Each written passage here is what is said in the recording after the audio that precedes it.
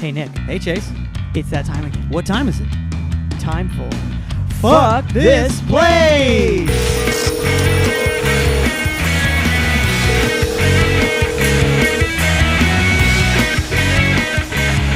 that a new shirt? That's from Target, dude. Yeah. I got this shirt at Target for $10 or $9, and I like it. And bam, bam. Here we are. Flash forward 9.5 years. Here we are. Man, that is how long I've had most Target shirts.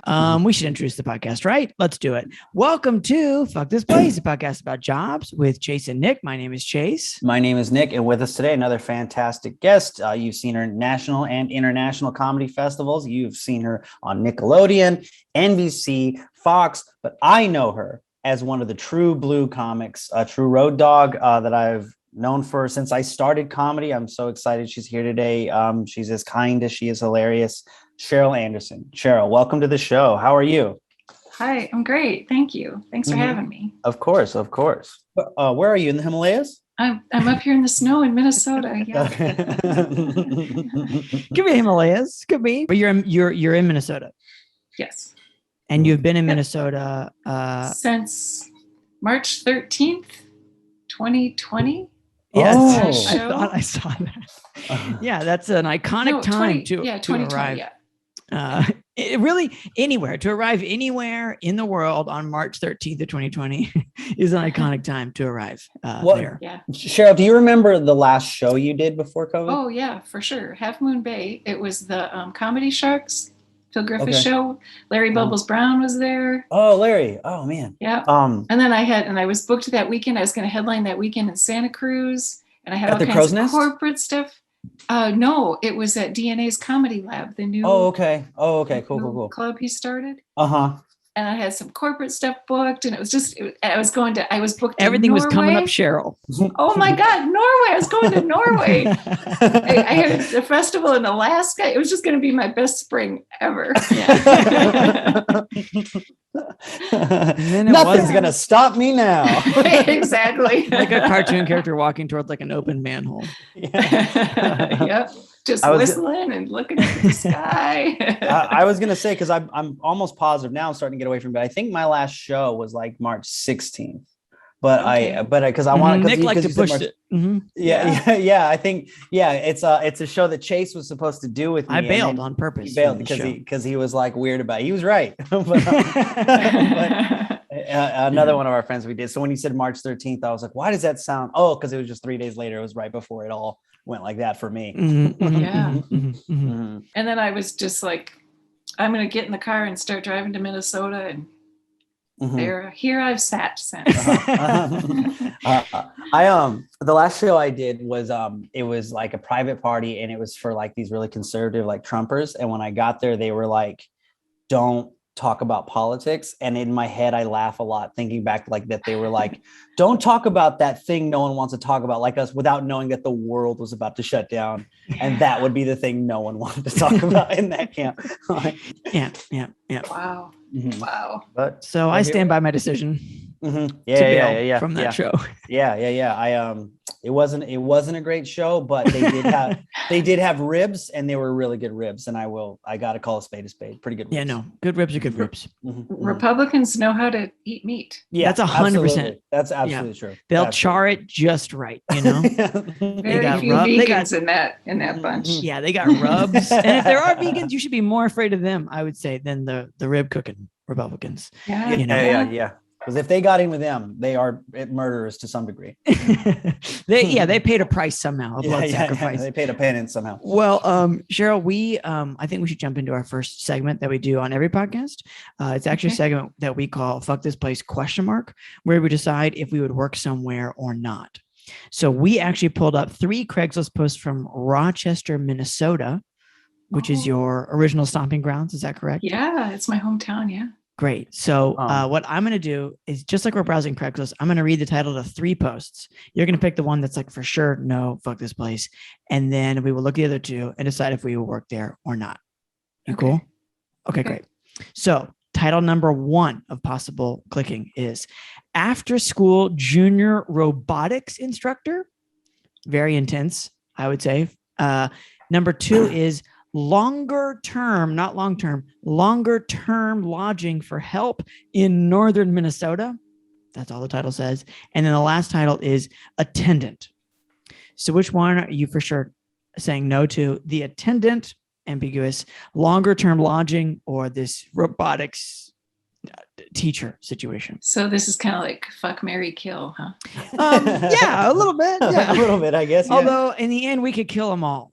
I'll kill attendant. That just sounds too vague. Yeah, what are we attending exactly? Yeah. Okay, well then, you know what? Let's I'm gonna do a quick screen share. Let's jump into longer term lodging for help in northern Minnesota. We'll deal with robotics in a second. So before we get into the text, there are 3 pictures, which if you're listening, I promise we will analyze and describe for you. Picture number 1, I would say if someone said Minnesota, this is the picture I would imagine someone would show me. It's a lake with woods, and it was probably like a dock, and maybe this is like a lake house. It's a boathouse, and it looks like a geodesic dome, maybe. It could be, yes. You're at keen eyes there, Cheryl. We do have, as we zoom in, there are some more geometric shapes than you would expect on your average run-of-the-mill lake house. You know what I mean? Wow. This isn't just a bunch of wood, pasted together 50 years ago. It's crazy that you guys pointed out all those things, including Cheryl with the geometric dome. I was in my head like, oh, this is where they did Friday the 13th. Oh, got it. This is the camp. You could get murdered on this lake for sure. I'd be happy to get murdered. But that's just as far as my knowledge extends of lakes. Of just pictures. It's like, what scary movie can this picture be from? Yeah, no, you're right. I will say the tone is just a touch darker. The exposure is a little low. Could be a cloudy day. So that's picture number 1. Really, nothing like surprising other than our sneak peek of what could be a dome of sorts. Picture number 2 is far more idyllic, and it's like someone's yard at the lake. Like I would guess that we are now no longer on a boat on the lake taking a picture. We're like in this person's yard, I hope. Yes. Right. Friday the 13th too. Could be. Yes. Could be. We've got an old-fashioned bell on the side for ringing when it's supper time, I guess. Oh. That's probably what the help would ring. I hope if you are the help that they have more advanced technology for you than this bell. Just running out to the bell. But again, everyone loves a bell. It does look old. There's also, it looks like, honestly, like this is it's just like a slightly raised platform. Like it doesn't have a walk. Like it's like if your yard got soggy a lot and you're like, I still want to hang out in my yard, I'm going to build a deck that's not a deck.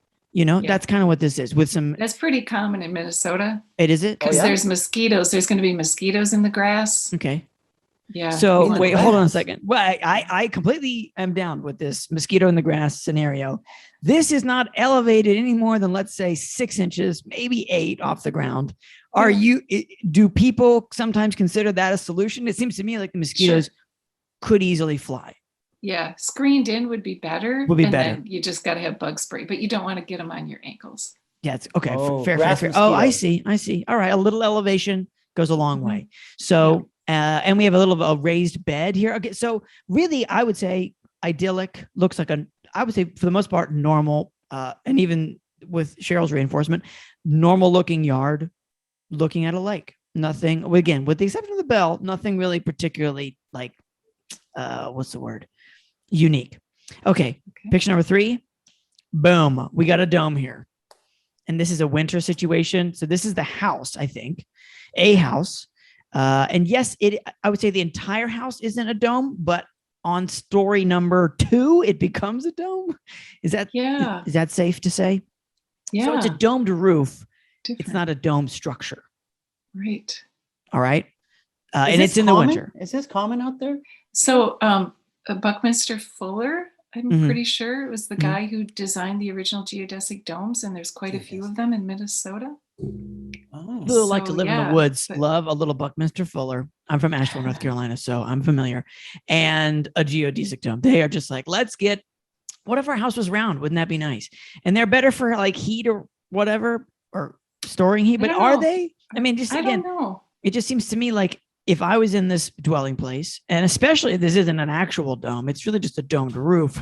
Yeah. Like what's going to happen is you're going to heat your lodge, which I would guess gets quite cold in Minnesota. And then all your heat's just going to get stored in the pocket of this dome. But, dome heads, text the pod and tell us something else that's true about that. Okay. So, but this is also not a particularly high snow. It looks to me like a pretty standard. This is like maybe a light dusting. Early winter, probably. We're not in deep here. And there is speaking of mosquitoes, there is an actual deck on the side right over here.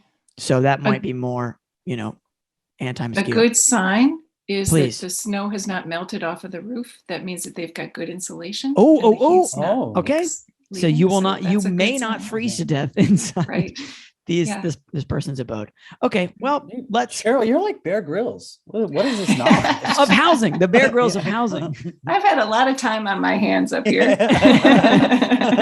A lot of neighborhood walks. Okay, so the text of the post begins, and it says, "We seek a health-conscious adult female red flag to assist with our busy lifestyle.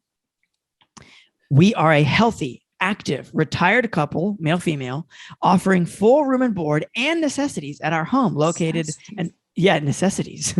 I hope those things are food and water. At our home located an hour northwest of Duluth, Minnesota." It's funny that they're like, we for our very busy lifestyles, like these pictures imply there is nothing going on. That's correct. There's not a single person on a laptop. These are the most quiet pictures I have ever seen. Yeah, that's correct. Yeah. And we also don't see anybody doing push-ups or anything, but we'll see. Assistance will primarily be food related. So they could have just said chef, but we'll see. I spoke way too soon. Planting, sprouting, gardening, harvesting, canning, freezing, and bulk storage. These people might be off the grid. We got to get them through the winter. I mean, it's possible that, they're harvesting corn. You would also help with creatively preparing healthy plant-based, meat and dairy-free meals from scratch. This position also entails some housekeeping, mainly kitchen related, though. We'll see about that. Okay. We will instruct and help as needed to prepare you to complete the assigned tasks geared. I think that I'm going to read that as we will boss you around as needed, but assigned tasks geared towards living more sustainably and independently in these uncertain times. Oh, okay. Yeah. So they're kind of like preppers, maybe, huh? It could be doomsday preppers. We're getting a clearer picture. Yes. And granted, a lot of people have been using the word uncertain times in the last, let's call it 18 months. But, but when you pair it with what we're talking about, planting, harvesting, canning, sprouting. Yeah. These people have a greenhouse is what it sounds like to me. Okay. Other life skills, and this is nice. Other life skills can also be taught if you're interested. What skills? You mean like balancing a checkbook or driving a stick shift car? What else are we talking about? And they're looking for an adult female. So it's not like, I mean, it should be somebody that already has life skills. I would hope that they have life skills. You're correct. Right. Yes. Yeah. I would think they've got most life skills. They might need other skills like job skills or specialist skills, but life skills like how to eat and clean themselves, I would hope are ready to go. Experience for this position is neither expected nor necessary. So, just show up, I guess. The only requirement is your sincere interest in learning and ability to take direction to accomplish tasks at hand. Oh, there's so much more text. I'm going to blaze through it. We are mainly home-based and do not get to town often. Yeah, no shit. Yeah. I think you're going to town if anybody. So you need to be interested in and able to live remotely. This opportunity would most appeal to one who is ready, able, and content to settle in and down into a long-term rural lifestyle. What are you settling? Sorry, moving on. Our comfortable home. What's up?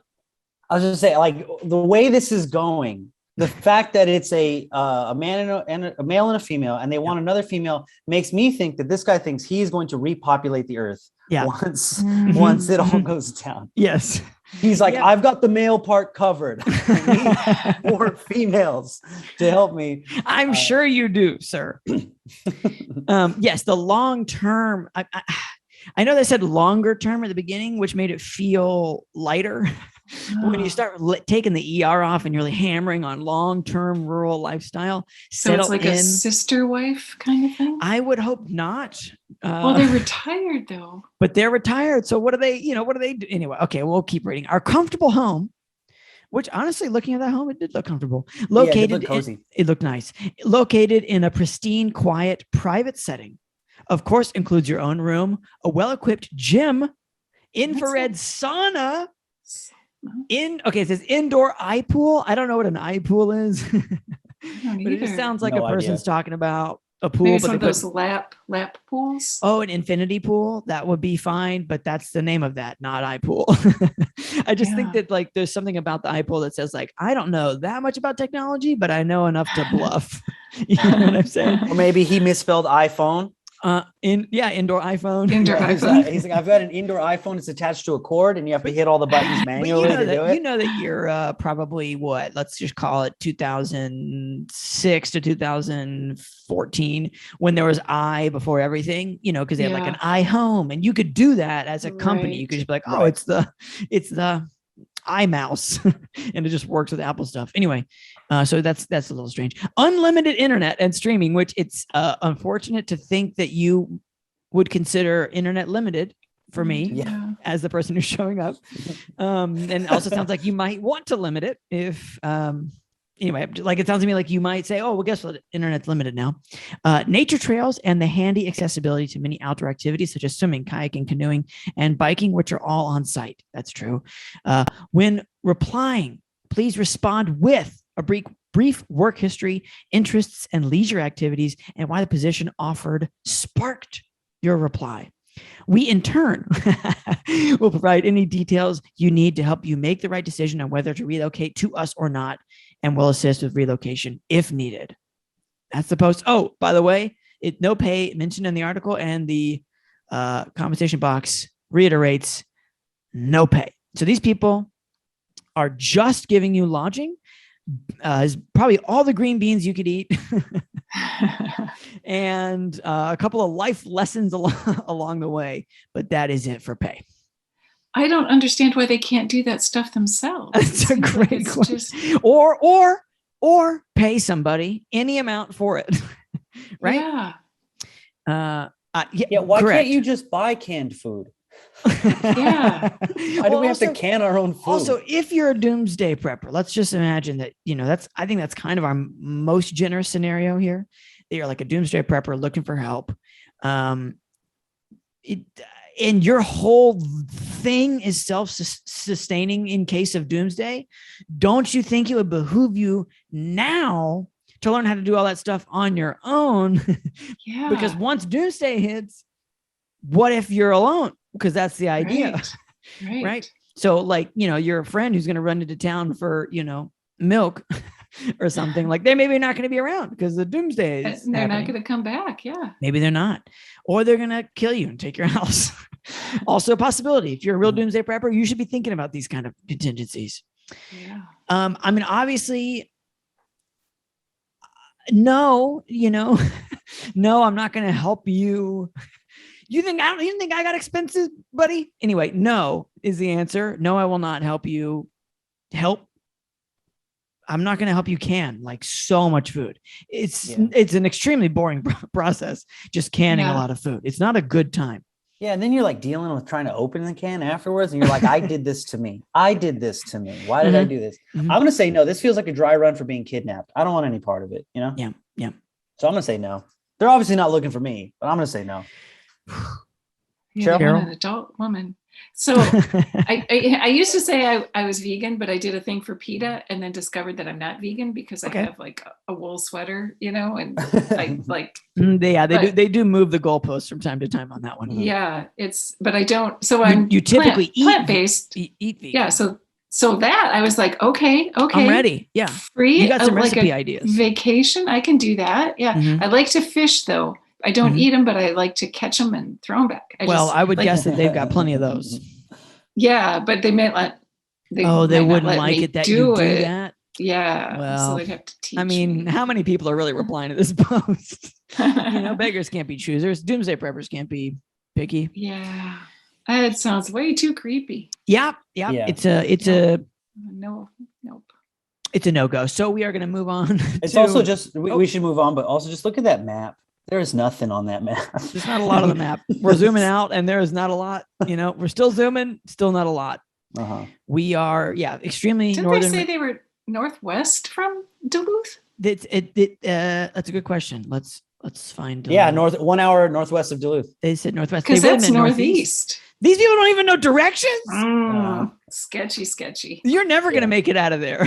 No. If they're gonna like blindfold you and drive you to the place and be like, hey, you can leave anytime you want. All you gotta do is walk. And then get a head start. Yeah. And you find out you're not even in Minnesota. You're like in Ontario, like deep Ontario. Yeah. And then you're like, well, I guess I thought Minnesotans were nice, but it was the fact that they were Canadians all along. Okay. We're leaving this behind.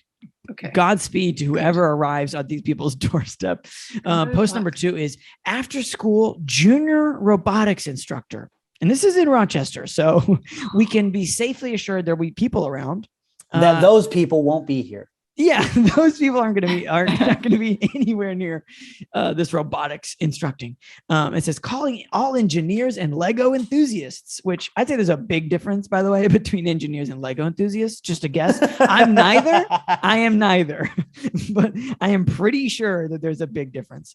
Yeah, I would. I have a cousin who is an engineer, and I would say if I'm comparing me to him, I'm far closer to Lego enthusiasts than I am to what he does. Yeah, correct. Are you looking to make a big impact in a part-time job? How would you like to teach children basic computer programming skills using Lego bricks? Which that sounds great. That doesn't sound like robotics, but that sounds great. Maybe they're programming robots, but anyway, computer programming skills using Lego bricks. Okay. Youth Enrichment League instructors make a difference by bringing their enthusiastic can-do attitude and our robust, I thought I was going to say robot, curriculum to school children each and every day.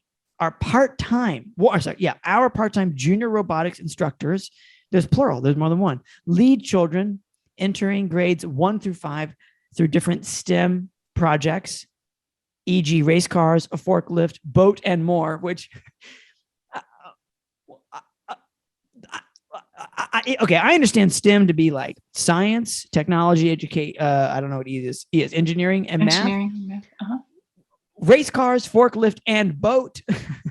I mean, those are things that require those things, but I'm just a little confused by the list. Smells right away like they're trying to educate me like through hip hop, like trying to do something cool to make me learn about something not cool. Yeah, that's fine. Yeah.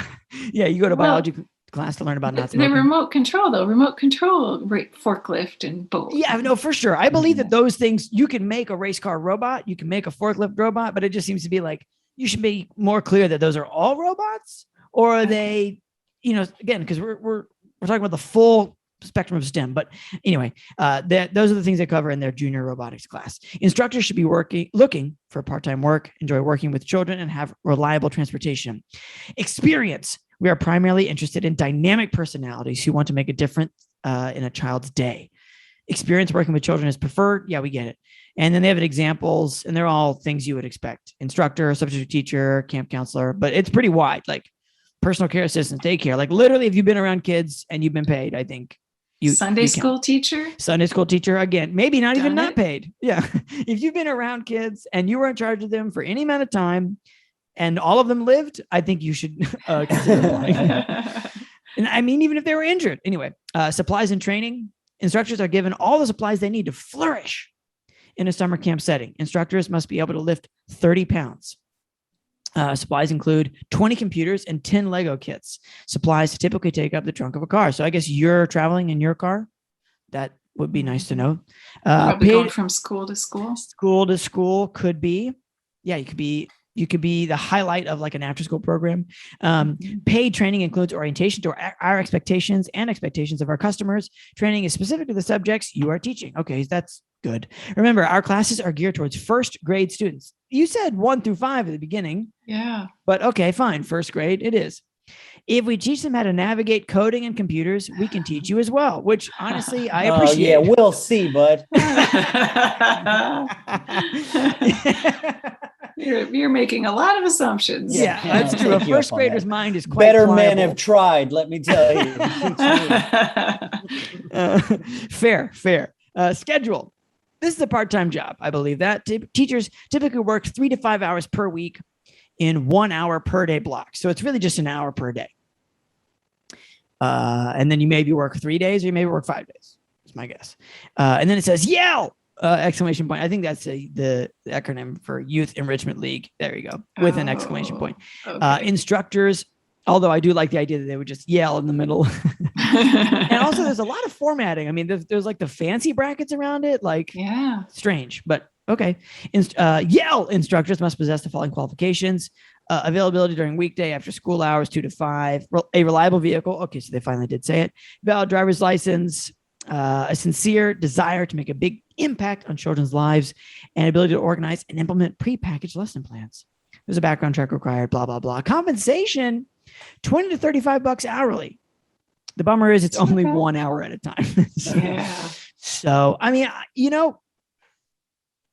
I believe these people are real and run a program. Sure. I think that's the first hurdle to cover on a Craigslist post.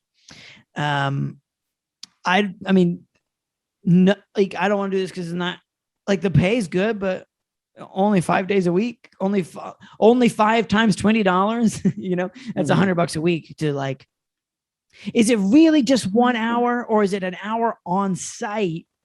Because there would be a lot of prep time. That's the nature of education. There's a lot of off-site labor involved. And they're only paid for classroom time. I might apply to this. This is right in my wheelhouse. Oh, well, what about is in your wheelhouse? I'm a former engineer. Okay. My daughter was in robotics. She did robotics throughout high school. First robotics. Yeah. So you're ready to go. You don't even need. I was a Sunday school teacher. Wow. So you got experience. And my dad's 92. He lives in Rochester. So I drive down a lot to see him. So I'd be down here anyway. Just rope it into a visit, Might as well make $20. Yeah. Cover the gas on the way down. Teach some robotics on the way. Yeah. That's crazy. Build an army of kids. Oh, go ahead. I'll say this to me is one of the hardest jobs I think we've ever come across to be qualified for in every way, including scheduling and placement in the world. Yeah. And we happen to be perfect for it. That's so funny. That's so funny. I was out when they were like, we have to have patience around kids. I'm like, no, I'm not going to. Like, they'll see how dumb I am inside of that hour. Like, we're both just lost in a canoe if it's about me explaining robotics. You're going to bring 20 laptops and you're going to start using them as Legos. And then they're like, we know this guy's dumb. I'm going to say no, only because I have after school, teaching experience and summer camp experience and all that stuff. And honestly, it'd be neat to learn first grade level robotics and coding. I would like that. It's probably the limit. I don't know if I can go to 5th grade because they really start lapping you in 4th and 5th grade as far as the science stuff goes. English, they really start making me look bad. Yeah. But mainly for me, it's just not that I would just rather take an after school job with more hours. You know what I mean? Like I've worked at an after school that was, instead of, 1 hour, it was from, I think I showed up at like 2 and I was there till 6, and it wasn't $20, an hour, but I got more per day than I would have gotten. Well, I got more per week than I would have gotten per week here. So that's the only it does seem neat if you're just like, if you're on the way down, I don't know, hypothetically to visit your dad, you may or may not have an engineering degree, then sure. It sounds like a good fit. So, not fuck this place. Just hope they find the right person. And maybe it's Cheryl. What's up, everybody? What's going on, guys? wanted to remind you that you can text the podcast anytime you want. Night or day, whenever the hell you want. It's fine. It's the number is 470-BAD-JOBS. The actual numbers are 470-223-5627. That's the number. So yeah, anytime you want. Like I said, middle of the night, whenever. We don't got jobs right now. Whatever's going on with you is going on with us. I mean, absolutely. Maybe you still have a job and it's like shitty. You can tell us about that. Mm-hmm. Maybe you don't have a job and it was shitty before. Maybe you're getting one of those weird like temperature forehead checks right now. For sure. You want to pull out your phone and just say, you know what, fuck you guys. I'm going to text 470-BAD-JOBS. 470-223-5627 is the number. That is the number. And you can also call us if you want, but I mean, whatever.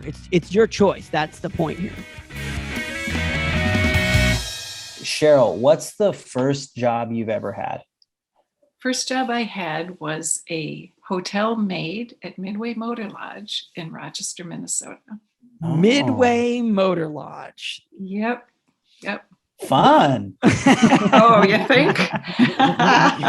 So, yeah, I would say maybe. Yeah. So, what? Just day to day, what did that job entail? So I applied on my 16th birthday. On your 16th.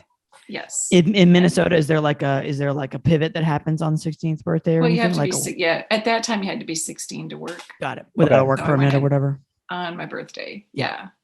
And they just threw me right in. They're like, you're 16?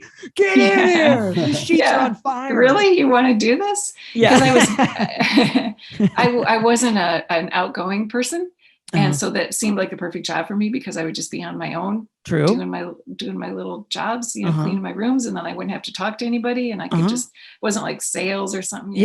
Right. How did that pan out? The person to person contact, was that true? Or well, there was some contact. Sure. Yeah, I believe this. Yeah. So I had a trainer. She, and they show you like how to make a bed the way they want them made and clean how they want everything cleaned and what to do and how you do your rooms and give you your cart. I had my own cart. Oh, nice. Yep. And away you go. So you were, so once you were trained, you were on your own. It was like, this is Cheryl's covering this part. And then you just like go at it and then you move on to the next. Yep. You get your list of rooms in the morning and you need to have them cleaned by, ideally by check-in time. Right.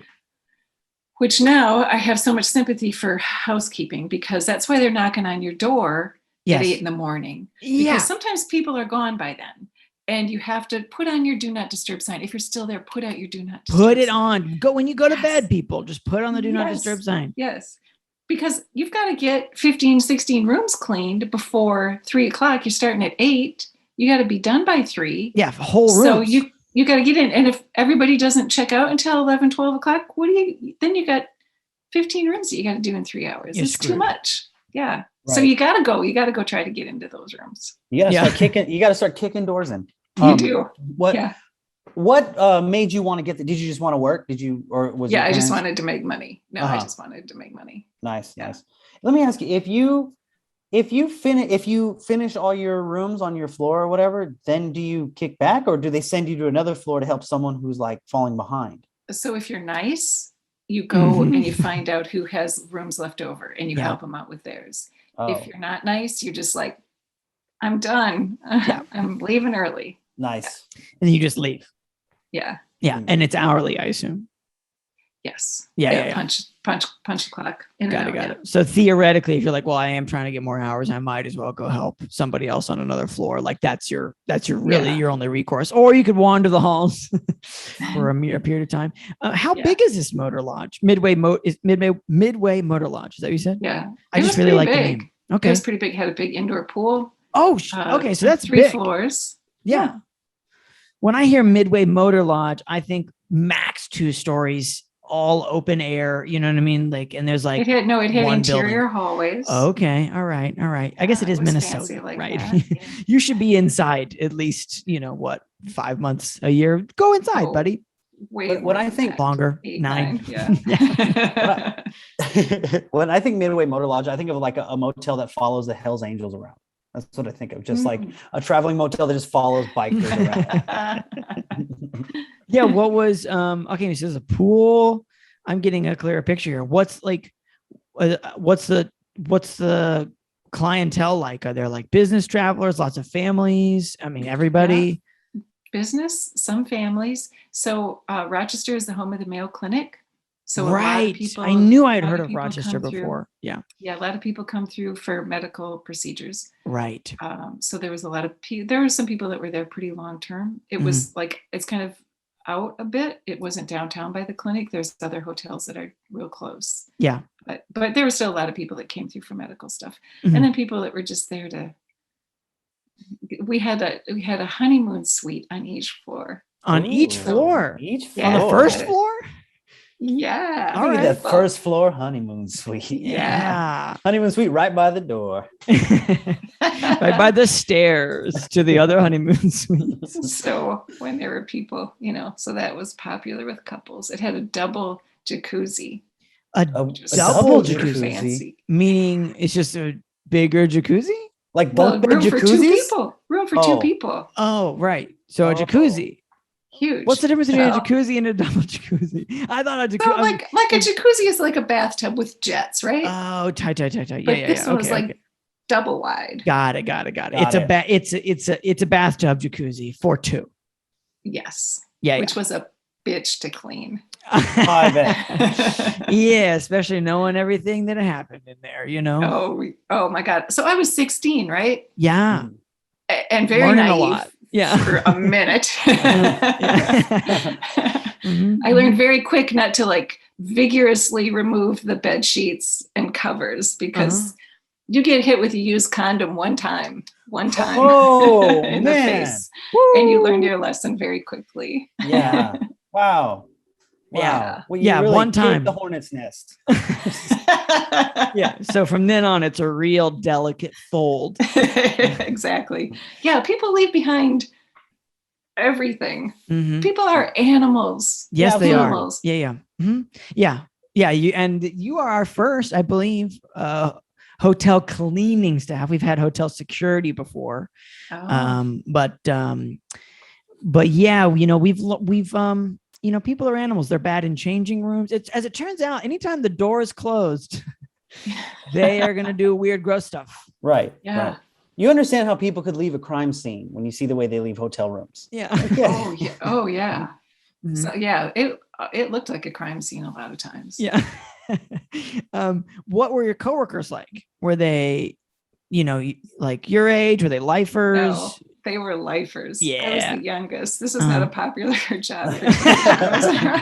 Well, look, I mean, I guess there's the hot dog stand, or we could work in this motel.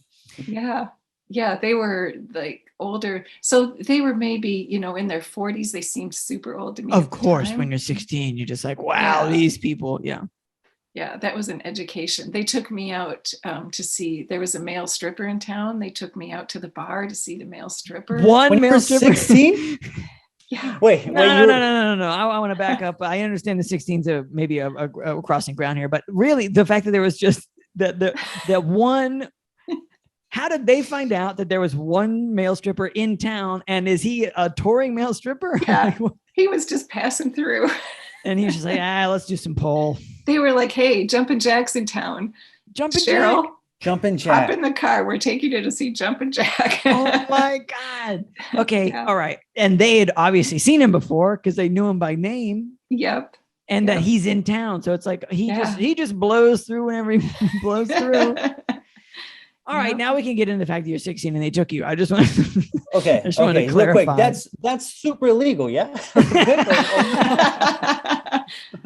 Now that we found out how cool Jumpin' Jack is, was that illegal? Like, probably there was so much wrong with it.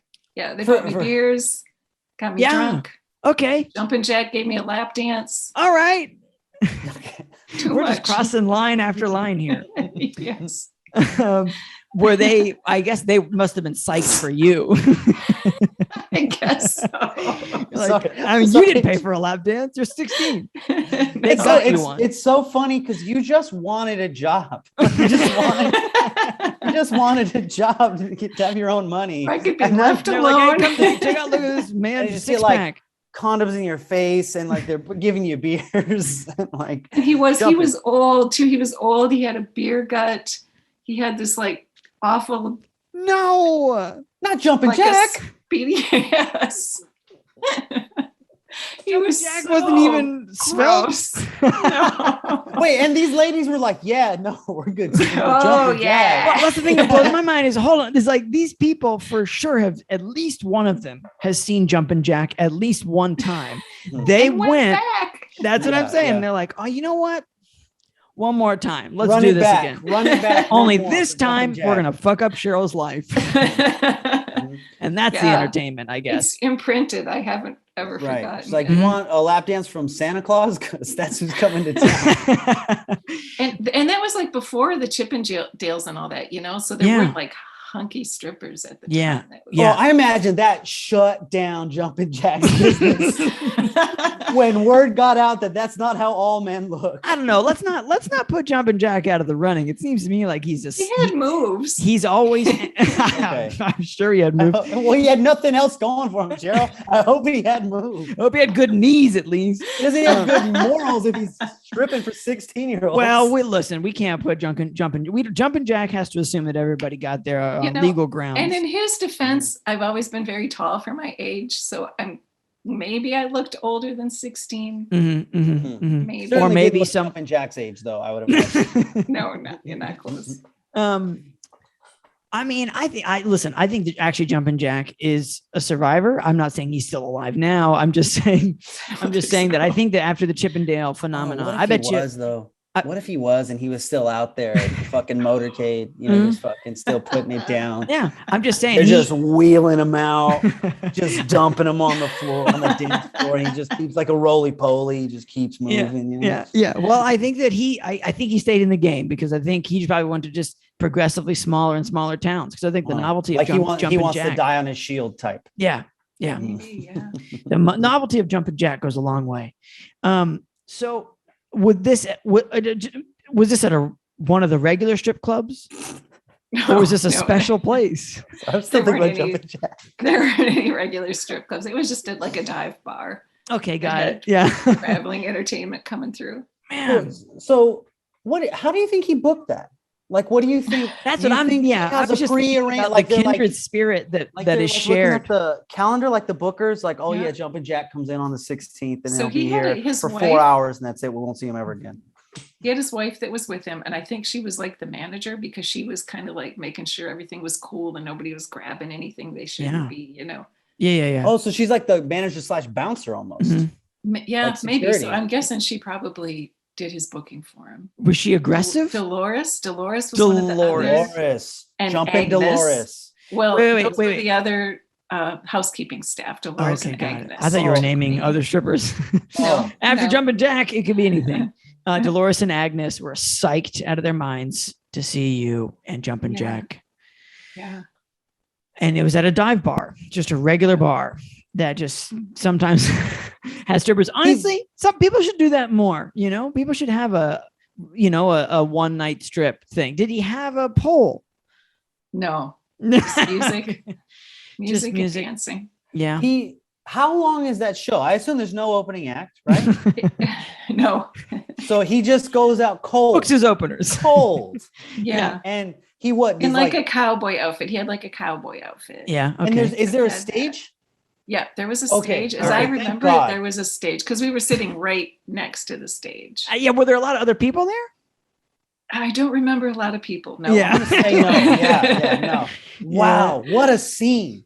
What a scene. What a picture you've painted. Mm-hmm. Okay. Do you remember any of the songs that he played? It's okay if not. I understand it was okay, great. No. Fine. Do you remember if it was like fast paced or slow paced? Like it felt like it was more like Johnny Cash kind of thing, Okay. Yeah, well, he's a cowboy. Yeah. Yep. Oh, maybe I Walk the Line, Ring of Fire. Sure. Fire. Maybe a little Crosby, Stills, Nash and Young, really bring the vibe down.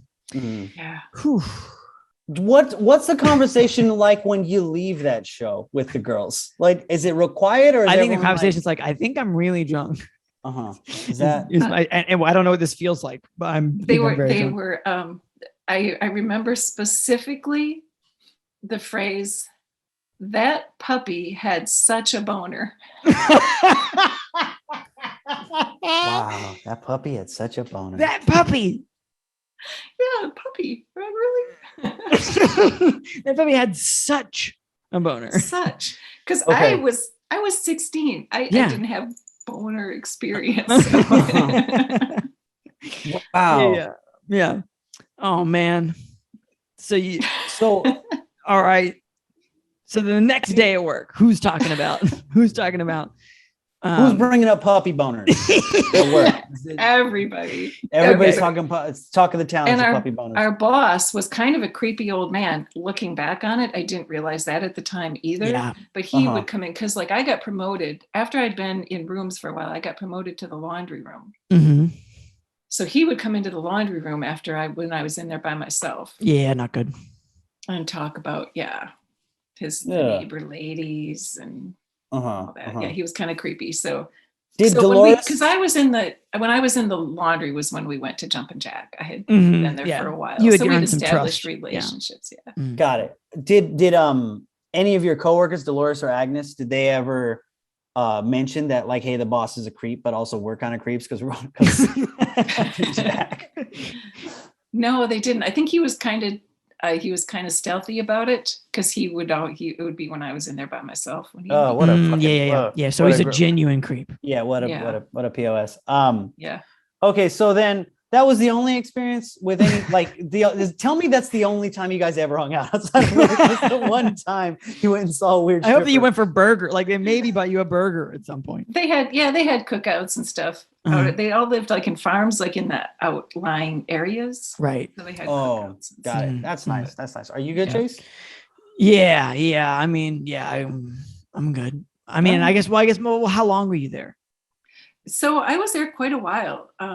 I worked summers when I was in college too. Okay. So I worked like during high school. I worked summers and then weekends during high school. And See, there a while.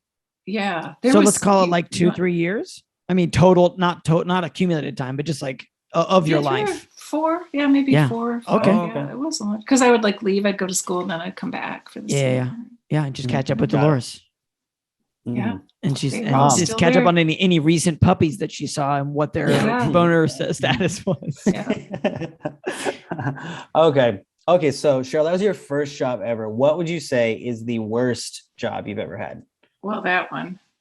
My jobs have all been good, really. But that one was, that was. And you had it for 4 years. You were so upbeat about it. Just I'll be honest. If the podcast ended at 10 seconds ago, I'd be like, yeah, Cheryl, she worked at a motel. There was a strip guy, but she liked the people. It seemed okay. She did it for 4 years. Anyway, she must have liked it. But that was the worst job. Yeah. Because the other thing is, like, there would be like creepy old men who, I'd be like, housekeeping. And then they come and answer their door in their underwear. Sure. Yeah. Or people that didn't also put your do not disturb out and put the deadbolt on. For sure. Because they can come in. Yeah. Yes. Because there would be couples going at it. And you're like, that puppy has such a boner. Wanted somebody. Well, yeah, because the one time the guy, like, so if it does, so like knock, nobody answered. I opened the door. If you see that, just stay in bed. I'll see you're there. I'll leave. Yeah. You don't have to leap out of bed in all your glory. Sir.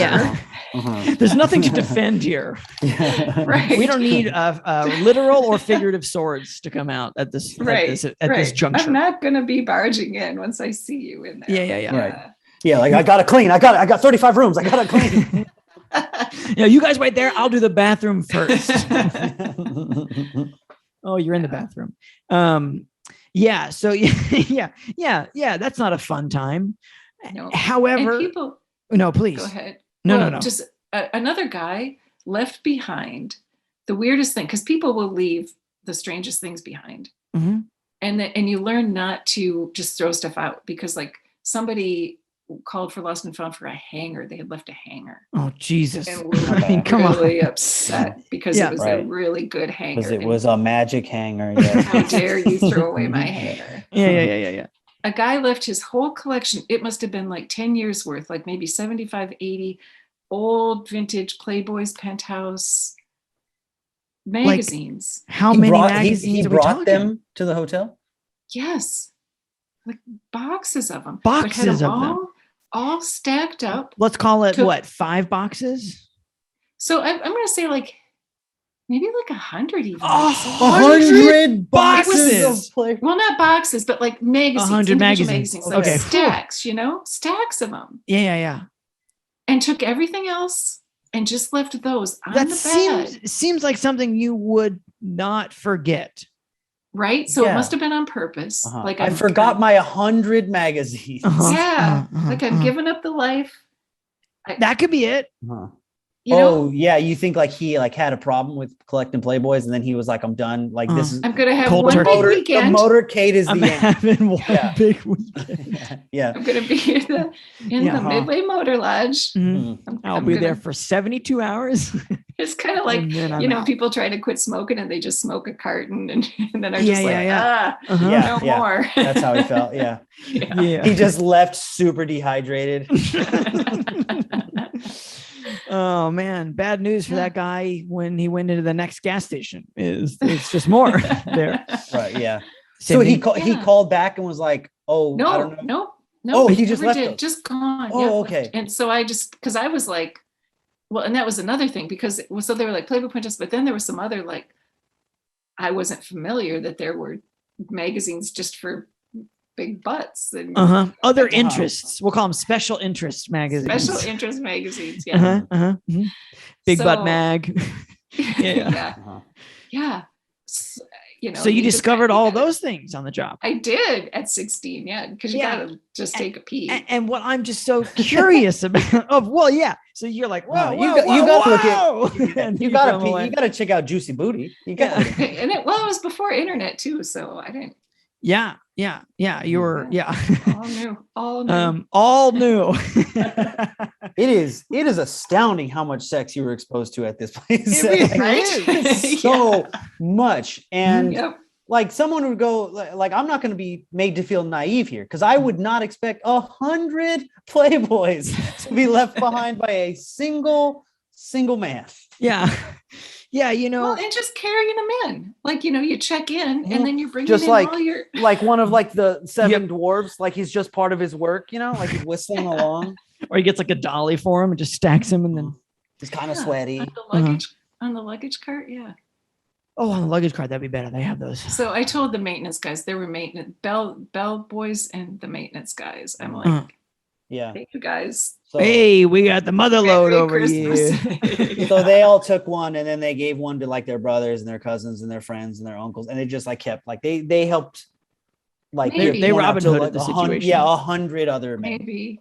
Yeah, I'd like to think that it was spread out. They had to like save him. There's like a certain amount of time, that you have to, in case he would call back. Oh, right. You have to. Yeah. I happen to forget. Yeah. Like you're gonna call about. The same guy who calls about the hanger is like, well, and also, it was like 100 of you might have noticed something I might have left behind. It's no big deal. It's just about 100 porno mags. I don't know. Just 100 or so. I think my socks and maybe 100 porno mags. I'm gonna flip my shit if it's 99. So we'll see. Okay, so you work there and you're 16. You're in high school. What I'm curious about is, I understand why you might come back to a job, right? If you're in college and you're like, I don't want to look for another job. These people already know me, right? But it seems to me like you came back like 3, possibly 4 times. Oh yeah. So I guess what was it about it that kept you going? Was it the fact that you actually didn't have to talk to people that much, even if you did run into the odd puppy with a boner? Yeah. Mm-hmm. Yeah. It was just being independent and being on my own and not having to talk to anybody or interact with anybody. Right. Well, because eventually you moved into laundry too. Right. And so you just did laundry after that. Yeah. So you were not, is my guess, just discovering hundreds of magazines at a time. It was even more isolated. I mean, sometimes there would be like some random stuff in the laundry carts, but right. And a lot of stain removal. A lot of stain removal.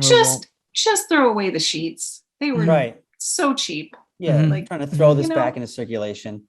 This is more jizz than sheets. This is more blood than pillow. Well, I mean, like, any tips? It seems to me like those are the things that people really need to get out. You use a lot of baking soda, or no? There was some special. There was like a special formula. I don't even know what it was. I would like to find it again because it worked amazing. Okay. Yeah. But so it's lost to the sands of time. A separate soak sink for the stained towels and sheets. And then you treat them with this stuff. What percentage are we talking here? That needs special treatment. Are we talking 50? No, maybe 20. 20? Okay, but still that's significant. Still a lot. That's a lot. In a 3-story hotel, is that what you said it was? Yeah, because there were business travelers and stuff too. It wasn't all just people going to town. But yeah, but that being said, the business travelers are just as likely to be guilty of leaving 100 porno mags behind as the next person. Yeah. It's a motley crew of weirdos. Yeah. Did I assume the other staff didn't really turn over much? Like, meaning Dolores and Agnes were there. They were long term. Yeah. Hardened by the system, one might say. Just tough, gritty ladies. But sometimes, because here was the perk. If somebody ordered room service and then they would put their trays out, you could get like fancy glasses from the restaurant. Oh, you could steal some glasses, you mean? Yeah. Yeah. So they told me, I found out later, they told me that when they bring them, then it's just ours to keep. Oh, okay. And then I found out later that was stealing. Yeah. But to be fair, ours to keep is a phrase that, a lot of, I've been like, well, that fork is ours to keep. I'm short a couple of pint glasses. That's ours to keep. So, you can get some mileage out of that. It's so funny. I got a whole set of wine glasses and a whole set of tumblers. Definitely. Whiskey glasses. Yeah. I thought it was a great perk. So who told you ours to keep? Agnes and Dolores. Yeah. Agnes and Dolores. Yeah. They're really good influence, these two. Yeah. Listen, we're going to steal about $30,000 worth of glasses. Then we're going to go see the stripper. And then after that, we will distribute porno mags to the rest of the staff. And after that, we will continue doing this for 100 years. I found Dolores's obituary. I looked. I just happened to be reading the paper. Yeah. She lived a good long life. Yeah. Yeah. Any other highlights from that obituary, or just that she lived? What did Dolores' obituary say? I mean, other she than had a lot of kids. Okay, a lot of kids. I didn't even know about. She didn't talk about her family much. Grandkids or anything? Yeah. Lived out. She had all these. She had started. So she was a farm wife. She had been a farmer until she was like, whenever she went to the hotel. So I guess I think she was like 40 or 50. I want to say. Maybe when farm life got too strenuous, like not enough penises. Something a little not more enough mysterious stains on floors, walls, and sheets. It's an interesting, that's possible that, she was like, farming's too hard. Let me do this other extremely, challenging, but definitely easier. And I will say, as far as like longevity goes, that kind of like, if you don't exhaust yourself, like for instance, I would guess, in like a really big hotel, it might be like a little bit like breakneck pace, or like in a big corporate hotel, but maybe if you can keep your pace, okay, like, that's a lot of like really good, like, what's the word? Nutritious movement. You know what I mean? For someone who's trying to live a long time, lots of like stooping, picking up things that are heavy, but not crazy heavy. Lots of walking. Yeah. So, and sometimes like if you get a person, if you're at a hotel and you're not staying over and they'd say, you know what, I just need towels today. You don't have to do my room. Oh, got it. Best. Just need some towels. Here you go. Such a gift. Yeah. So, and when you said there were long-term people there too, right? That stayed for quite a while. If they were going through the clinic, right? That they were there for a long time. Yeah. And so were those people the more likely ones to be like, hey, we just need towels, we're good? Yes. Yeah. But then when they did move out, oof, it was a mess. Yeah, it's like because they'd been there for months. So you had to do some deep cleaning. They've been there for months, and like even if they didn't trash the place intentionally, I would guess they're going through some pretty tough stuff. You know what I mean? Yeah, like they're visiting somebody at like a like a clinic or whatever, and like so they're just eating a lot of takeout and just sort of like watching the Weather Channel. Just really. Like they're when they're in the hotel, they're on off mode. So there's not going to be a lot of proactive cleaning or anything in there. Anything. Yeah. What were Dolores's hands like? Was like, did she have like strong hand? Was she strong? Now that I get this picture, I feel like she's got real strong. Yeah. You would not mess with her. Yes. Yeah, I bet. Like it sounds more like no, we're going to see the stripper. Yeah. Oh yeah. Even if you don't like the Rock and Randy show or whatever. Like she would like grab the sheet by the center with her and just pull it off the bed.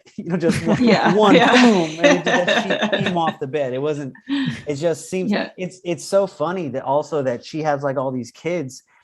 Do you think they even knew like the other side of Dolores? Probably not. The jumping jack side, because it's like you're a kid when you're with her, but she's like, we're going to see strippers, we're getting you fucked up. She probably has a 16-year-old in her life that she has to take care of in a very different way. Right. I don't think she was taking her own 16-year-old to jumping jack. I would guess not.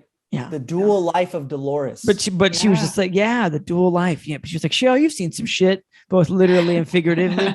Let's go to Jumpin' Jack. This kid doesn't know anything. Cracks. Yeah, that's the other thing that people would love to do is leave gifts in the toilet. Shut the lid. Animals.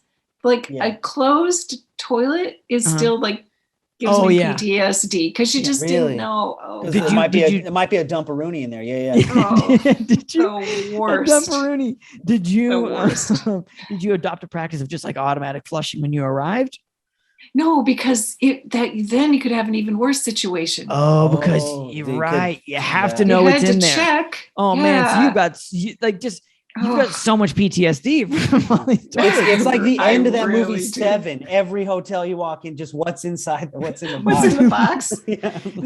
Yeah. It's just like it's like the worst Jack in the Box of all time.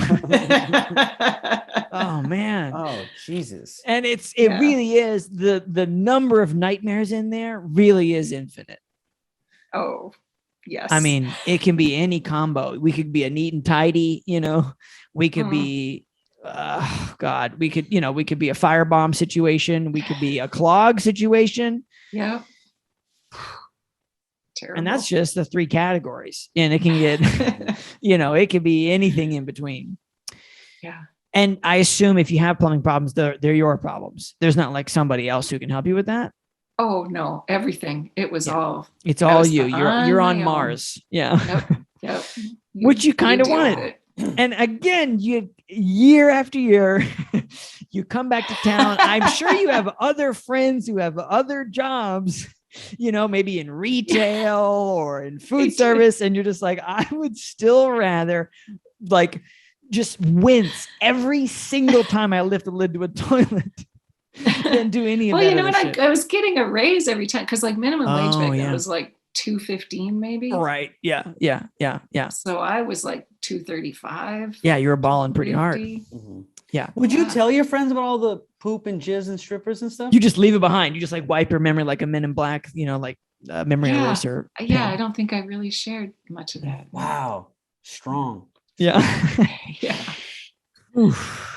Well, we always close the podcast with 3 questions. Okay.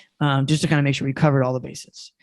So question number 1 of the Midway Motor Lodge, both first and worst job, which this might be I want to say this, I feel like the first and worst combo has happened maybe one time before. I would say maybe once before. Yeah. But none so thoroughly as this. Mm-hmm.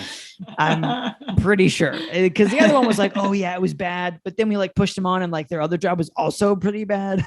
And they just like weren't good at remembering things, but this is pretty bad. So I guess, so question number 1 for the worst job. which is also your first job. When were you done and how did you quit? Like, when were you like, okay, no more, no more poopy toilets, no more. And I guess you moved on to the laundry, so you were a little safer there. Yeah. But when do you decide to quit versus when were you actually done? So, well, I think it was just like, because it was the end of the summer. I was going back to school. Mhm. It would have been my last year probably. Mhm. So yeah, I was just like, you just thought, I'm never the doing end this of the again. year, end of the summer. And then I went and got a real job. I mean, well, you after could have college. graduated from college and been like, well, I got the summer after I graduated to, figure stuff out or whatever. But you were like, no, Yeah. we're getting out of here. I'm not going to take this engineering job offer. Yeah. Back to the hotel. I'm going to engineer a better laundry system. Okay. Yeah. Makes perfect sense. Question number 2, what would you say is one good thing you took from that bad job? I have a lot of empathy for housekeeping staff. Sure. Always leave tips for your housekeepers because they do not get tips. The bellman, everybody gets tips. Everybody. Housekeepers hardly ever, because you don't see them. That's correct. Oh, so and if you're staying over, just tell me you only want towels. You don't have to come in and do anything. Just give me towels. Oh, I'm yeah. good. And I think some hotels now have like little cards for that too, of like, I'm good, Yeah. Tips here. What are we talking to? The percentage of the room bill? We talking just like a tenner? Stack of porno mags? Like if it's a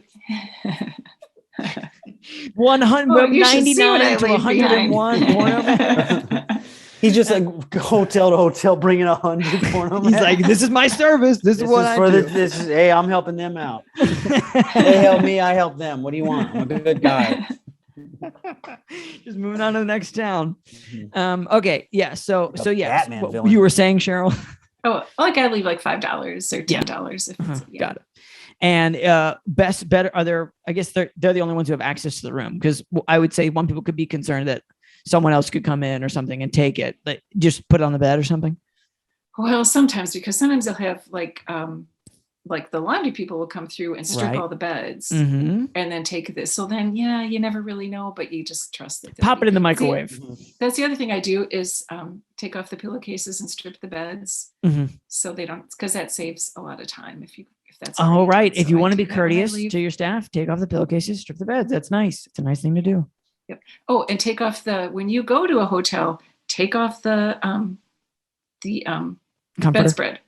Or comforter, or whatever. Because that does not get washed. Yeah, every day. I believe I think that I remember, I was in middle school or something, but some like morning DJ radio show like picked up on some news article and their descriptions were harrowing. So I remember and that. Don't put ice directly into the ice bucket, and don't trust the glasses. Don't trust the glasses. Yeah, unless they're wrapped. Sometimes they'll be wrapped. Maybe don't trust them. Is this just generally like a fear don't of trust jizz anything in all of these things? No, and I didn't do this myself. I saw it because when you're like cleaning and you've got the ice bucket, so you clean the bathroom with your bathroom rag, and then you've got the ice bucket that's wet that needs to be dried out. It's very tempting to just dry it out with your bathroom rag, which is not a good thing. And I didn't do, but I've seen it done. Oh yeah. Okay. Yeah. Especially if you're trying to get things moving quickly. Yeah. And they're very, because they're, there's a lot of pressure. There's a lot of pressure in that job. All right. Some pro tips here. I mean, I knew the ice one. I knew like if they have plastic bags now. Yeah, exactly. That's the key. Yeah. Use the things they provide you. But now the cups, disposable glasses. Well, disposable ones. I use disposable, or I wash out. If there's glass ones, I wash them. You just wash it yourself. That makes sense. There's soap in there. You can do that. Yeah. All right. Okay. Well, then question number 3, not related to that bad job, is and we kind of touched on this at the beginning of the show. We've had a pandemic. We're still having one. How you been? Any new insights to your world, or how you feeling? It's just a kind of a general check-in. Yeah, that's a lot. So I haven't done much stand-up. I just did. I was in Sacramento. I headlined at Laughs Unlimited. So nice. What I say is, at the beginning, I had short blonde hair. I was fat. and happily married. Yep. And now here we are. Yeah. Holy shit. So, yeah. So yeah, things have changed. Yep. Oh. I'm sorry. No, it's good. Well, like commercial and in Minneapolis. So in LA, because I was in LA when it stopped, I was subleasing a place, and I would get like acting auditions for nursing home resident or Alzheimer's patient. And in Minneapolis, it's like the commercial stuff started to come back. So I lost a bunch of weight and long gray hair. Like I Googled old lady models. Yeah. And long gray hair is a thing, and I needed to be a size 4. So I did that, and I've been getting work. So in Minneapolis, I'm a model. In LA, I'm a nursing home resident. Please hold my cane. I'm a nursing home resident in LA. This guy would be good for like a rehab facility. That's as high as I go. Yeah. So that work is starting to come back pretty well here. And stand up, I don't know. It made you realize, it's just not reliable. Yes. Yeah. I love it, but it sure is nice to be on stage. Yes. Oh, after I hadn't the first time I did a guest set, because I was like, I don't even know if I want to do stand-up anymore. Yeah. And I did a guest set, and I was like, oh God, that's right. Yeah. I like, so like full on dose of audience heroin. Yes. It's like, wow. Yeah. I feel the same way. Like, I think I still, like, my short answer is like, I love it. I love stand-up. I miss stand-up, but it's like stand-up sucked. Like, it was just like, there was a lot of hard that comes with it. As far as the long game goes. And no money. Just no money. Like one commercial will pay more than months of stand-up. Yes. Yes. Yeah. Yeah. It's truly for the love of the game. If you're doing it. Yeah. Because it ain't for the love of money. Yeah, I feel you. I feel you on the stand-up thing. I haven't turned down any shows that since it's come back, but I haven't been chasing it either. Yeah, exactly. Same with me. Yep. And maybe that's the best, that's the best plan for the foreseeable future is another term. And instead of uncertain times, foreseeable future is kind of a phrase that gets jockeyed around quite a bit. Well, and it feels like we're going to maybe it's going to get shut down again. I don't know. It's just so. Yeah. I personally feel like no one has the courage to do that. I think maybe we might get to a point where we should or something, but I just don't think that people who are responsible for our health and well-being have the courage to do that if that's the case. But I would love to be proven wrong if we end up in that situation. Yeah. But I don't know. We just don't know. We got a winter coming. So psyched about that. But yeah, well, Cheryl, where can people find you on the internet if you'd like to be found? Instagram. It's Cheryl Anderson. It's Cheryl Anderson, and we'll make sure that is in the show notes as well. Okay. Cheryl, thank you so much for joining us. It was a real pleasure. You. So fun. Good to see you guys. Yeah, absolutely. And fuck this place.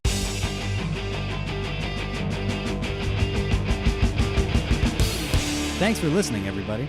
Yeah, thanks for listening. If you had a good time, don't forget to subscribe, rate the podcast, leave a review, 5 stars, 4 stars. You can give less stars, but don't do that. I mean, you can, but just text us. It's 470-223-5627. That's 470-223-5627. You can just let it out, Get mean. We're here for you. Okay, that's it. Bye for now.